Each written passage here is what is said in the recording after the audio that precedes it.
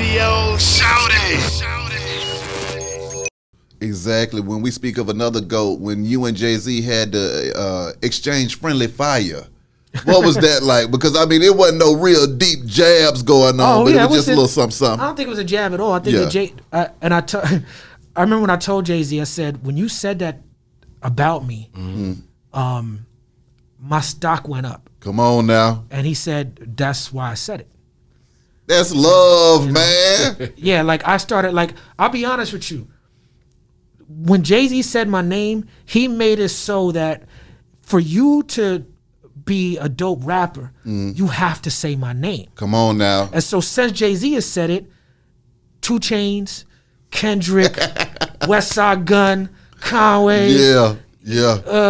Name them. A rapper that's nice with the lyrics. Come on. Got a bar about Talib Kweli. You know, because we all look at Hove as a standard bearer. Exactly. So when he said he's listening to me in Common, people was like, "What?" I remember that year, it was people be like, it was popular to say that. Yeah. People would say that not knowing my catalog. Ooh. They just know that you're supposed to like Talib Kweli. So that's Hove said we wearing button-ups. We wearing button-ups. Exactly. You know exactly. When you look at Jay and the trajectory of his career as well, how do you feel when you see those peers coming out of Brooklyn, being able to make it do what it's supposed to? And did his talent seem extraordinary compared to everybody else's at the time? Yeah, I mean, I was an early avid Jay-Z supporter. I couldn't actually understand what people were missing. Ooh. When Dead Presidents dropped, I'm not a hustler like that. Yeah. And so some of the hustler references and some of that hustler swagger and stuff like that, it didn't appeal to me as a young man. Mm-hmm. So when Dead Presidents dropped, I appreciate the fact that Son could rap. Yeah. But I wasn't into the jewelry and the cars. That wasn't my vibe. Yeah. I didn't understand Jay-Z's vision on Dead Presidents alone. Mm-hmm. Somehow I got my hand on Reasonable Doubt. And Dead Presidents is my least favorite song of Reasonable Doubt. Come on now. But that album, I understand why he went to war over that album. Yeah. I understand why he's like, nah. I just need my Reasonable Doubt. Y'all can have everything else. I get it. The production on it, the rhymes, the 22 twos, and Maria Davis, and all that little stuff.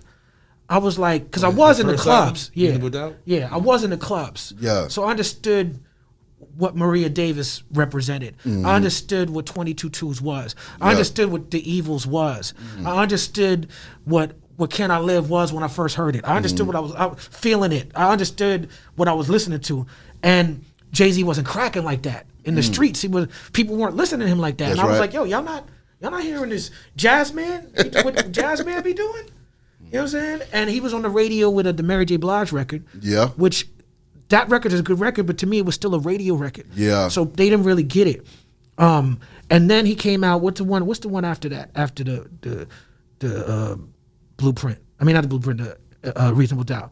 Whatever his second album was, it was a lot more slick and a lot more pop. And so people who had missed that, missed Reasonable Doubt, but then he got all these mainstream fans with the second album. Yeah. And so then the hip hop community was like, Jay-Z whack.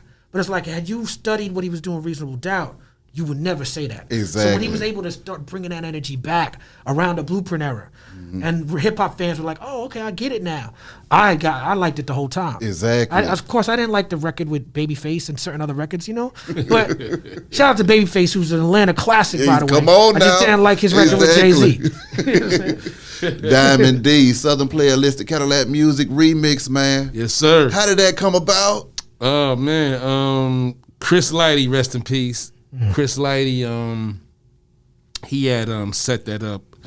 But I remember at the time, L.A. Reid's brother, I believe his brother's name is Brian. Mm-hmm. Brian was a vice president over at LaFace Records. And Brian had reached out to about three producers. And I think, obviously mine's the one that made the cut, but I was on that list. Yeah. So shouts out to Chris Lighty for that. Also, Brian he plugged me up to do the remix to Creep back in the days, and I actually did it, but they paid me for it, but they didn't release it. They wound up releasing someone else's mix. Has it ever come out? Has it ever come out? No, it never came out. You should put it out, bro. Yeah. 2021, you can do it. Find it. You're right. Ain't nobody gonna be mad either. Yeah. Come on. So Yeah, but definitely shouts out to everybody over there. Shouts out to Big Boy and Dre, no doubt. When it comes to those studio vibes, who were the most talented people that y'all got around in that studio? You said, okay, now this guy's getting busy in here. For me, it's Diamond D, of course, but I have to shout out Dungeon Family. You know, Rico Wade, Ray. You know, when I did Hip Hop for Respect, recipes of Amadou Diallo, me and Mos Def got 41 MCs together. Yeah. We had and the lead singer was Coogee Rap, Rod Diggers, 40 Thieves, Common, De La Soul, Pharaoh. Yes, sir. Organized Noise produced that beat.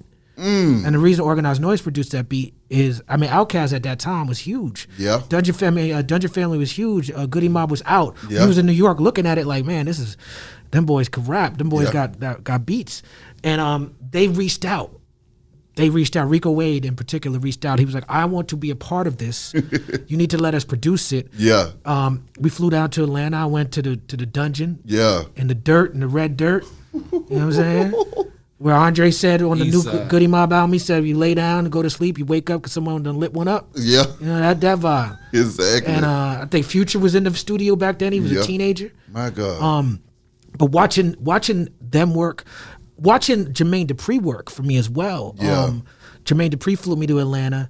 He had an artist named Fundisha who had remixed. She did a song that they had used the blast beat for, High Tech, and I did a verse on it. I'm not even sure if that ever even came out, but the way in which he recorded me in the booth, I was able to see up close, oh, this is the talent. Because a lot of people with producers like Jermaine and Diddy and people who are more look like executive producers who not necessarily pushing the buttons or sampling like some other producers, people don't understand what the talent is. And when he was able to vocally produce me in the booth and get a certain performance out of me, I'm like, oh, this is what it is. Yeah.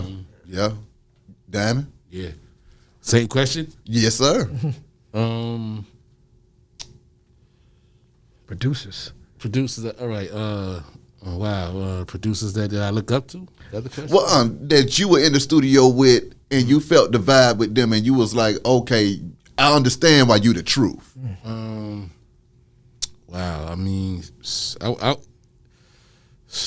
I would say the Bomb Squad.